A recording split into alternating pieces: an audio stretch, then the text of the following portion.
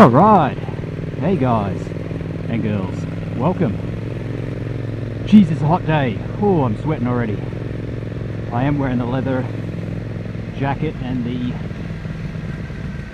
Kevlar pants because I value my skin over a little bit of sweat, but gee whiz, it's not fun until you get going. So this is just going to be a real short ride. I've been trying out a few different videos and audio techniques, and the first couple were pretty boring. They even put me to sleep. So this one's just going to be a short ride and then a walk around with the bike, see what I've done to it. So if any of you are here, well, I'd say if you are here, you want to see the XSR700.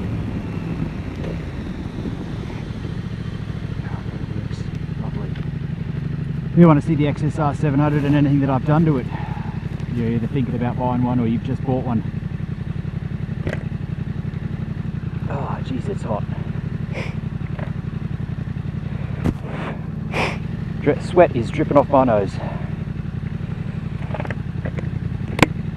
But I've got to have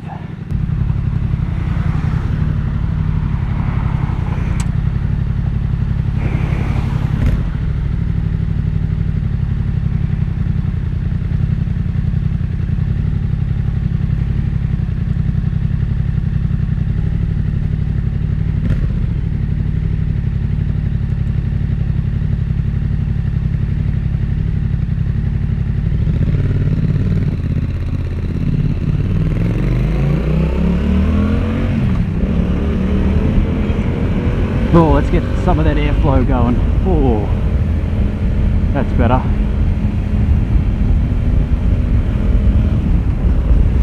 So guys, welcome to Hong Kong. I'm on the south side of Lantau Island. Lantau Island's where the airport is, if you're familiar with Hong Kong. It's on the north side, I'm on the south side, so it's a bit quieter out here, a bit more rural, which is nice. So we're just going to ride down here, short ways, 5 minutes or so, find a place to pull over and have a chat about the bike, and that's about it. The first couple of videos, which I haven't even bothered to put up, I was trying to work out my audio setup and doing some experimenting, so hopefully this one's worked out alright and we've got some worthwhile content.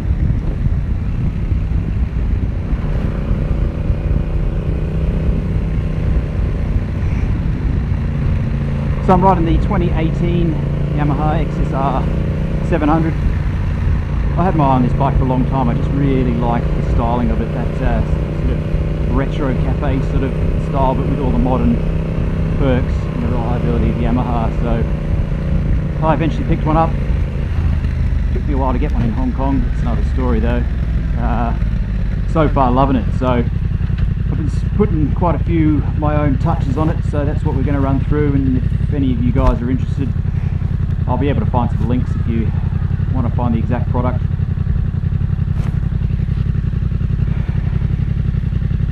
So we're finally getting some sunshine.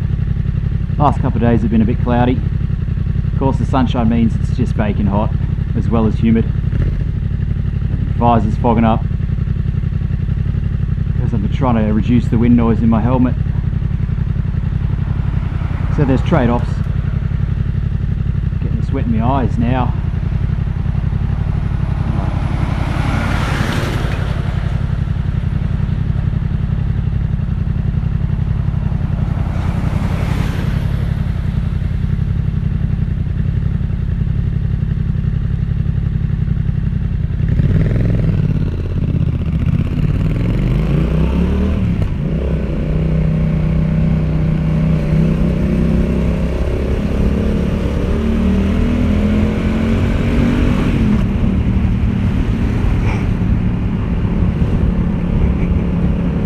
So South Lantau, beaches, little local villages, pretty nice on a day like this, pretty quiet compared to the rest of Hong Kong.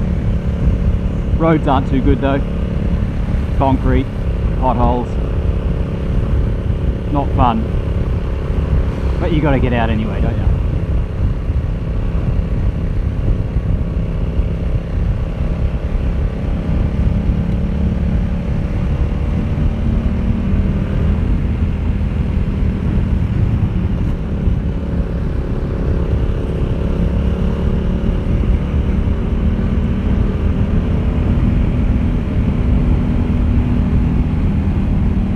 So hopefully you can hear that exhaust alright. Been tweaking the sound as I said. Gives you some idea. I found when I was looking through videos trying to figure out what exhaust I wanted, there was very few videos, you know, of a ride, of the bike moving. There was a lot of walk-arounds, engine running, quick couple of revs, and that's it. But I wanted to hear what it was like on the bike, and I know you never get the full picture until you hear it in person, but it would have been giving me some idea. So hopefully it gives you some idea. I ended up with the SC Project Conic 70s in the matte black. I just thought the Conic 70s really kept in line with the aesthetics of this bike. That's my personal opinion. I know a lot of people like the Kropovich, Akropovic, carbon one, whatever. I just think that's a bit more suited to the MT-07 booning around on that thing. But that's my personal opinion, so I know it sounds good. I'm not knocking it for that. Just personally, aesthetically, this Conic 70s looks awesome. And it sounds just as good.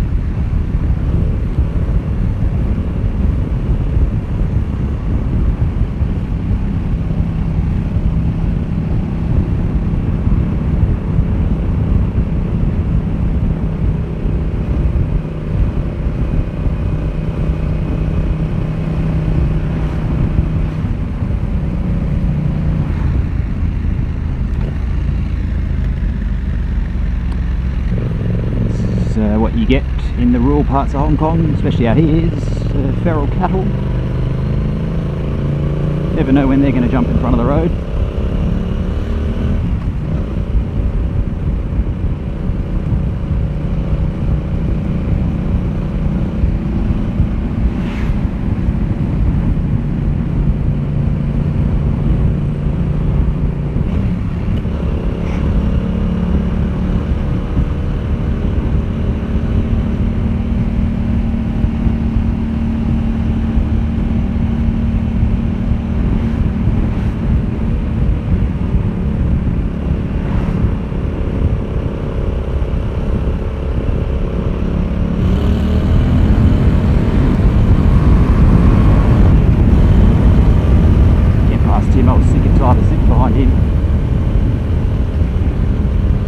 So we're not far from where we want to go.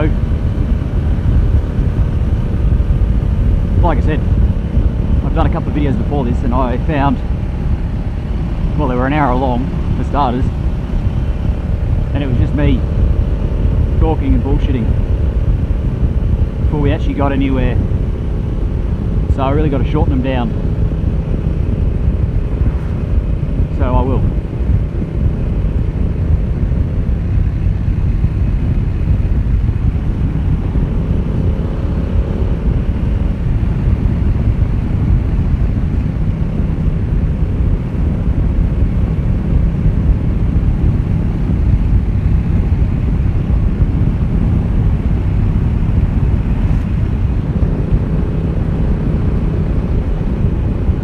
Be able to tell from my head wobbling how rough these roads are, but coming up to a fun bit of bitumen.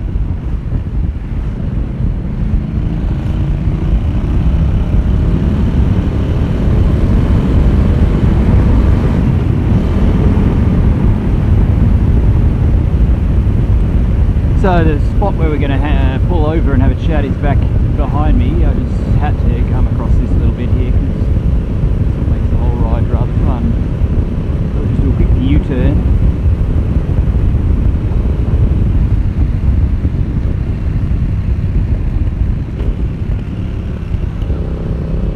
Up here, and we'll go back to that spot. Nice day, nice view.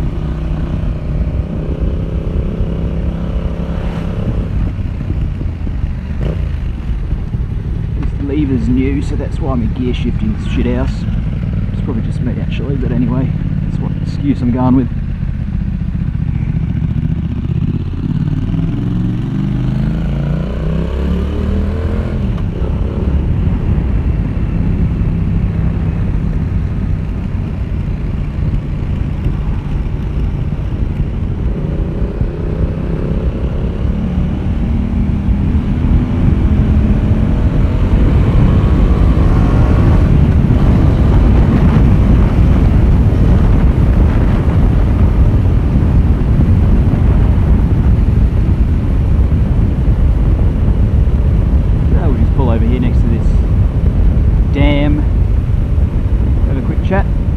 job done.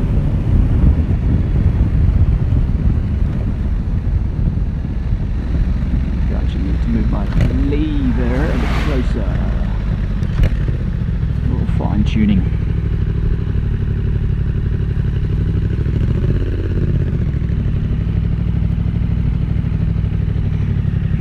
We're obviously fixing this. We'll get this nicely framed here.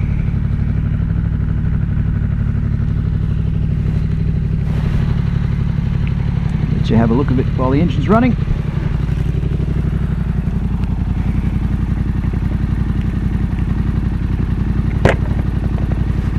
Myself breathe first.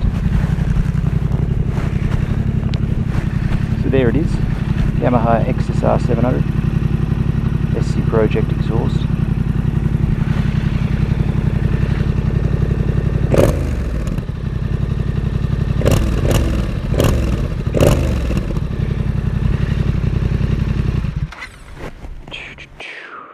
So, basically, what do we want to talk about? Well, I thought we'd talk about what I've done to the bike, and if anything inspires you guys and girls, then all the best. So here we are, we've got a view of this lovely dam. Big Buddha in the distance there, you can see just in that little dip there. It's a very touristy hotspot. Pretty quiet around here, which is nice. So I guess we'll just sort of start from the most important and obvious one, the SC Project Conic 70s in the matte black. I wanted to keep everything black. I know that there's the stainless steel one, which actually does look pretty good, but the style I was going for was mainly blacked out with a few colours to contrast. So I can link that one down the bottom. A few questions already on a couple of videos that I posted on what type it was. This is the Euro 3. The Euro 4 one, the newer one, has that awful ugly cat underneath, basically like the OEM one, which I just think defeats the whole purpose, so I don't need to abide by that Euro nonsense. So I went with the Euro 3. It is still available, you just have to hunt around for it. In fact, if you're on the SC Project website, it's probably under MT07. But there'll be a picture of an XSR, so don't worry, it fits. I've also spoken directly with SC and they confirm it, and obviously you see before me.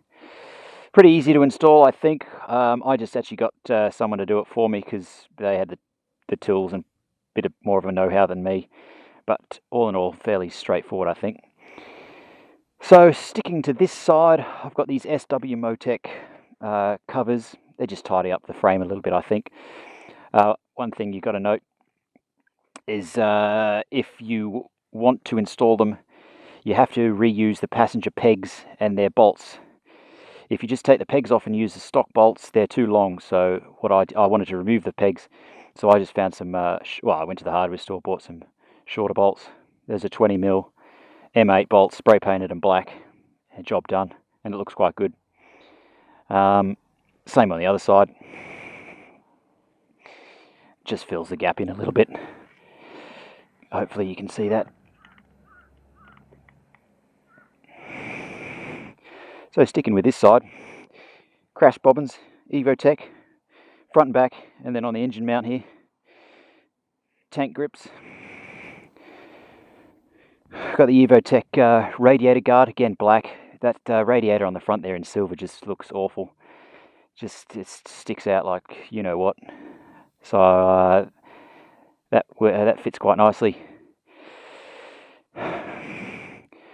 Front headlight I changed to a Koso Thunderbolt LED, which I think looks really good. That's got the low beam on right now. The day running light I had to wire it myself, which looks quite good. Nice and bright at night time. And at the same time I did these Moto Gadget M-Blaze pin indicators, which look really nice and flush. Front and back I did, so I'll show you them. Quite bright, quite minimal. I'll show you the back as well.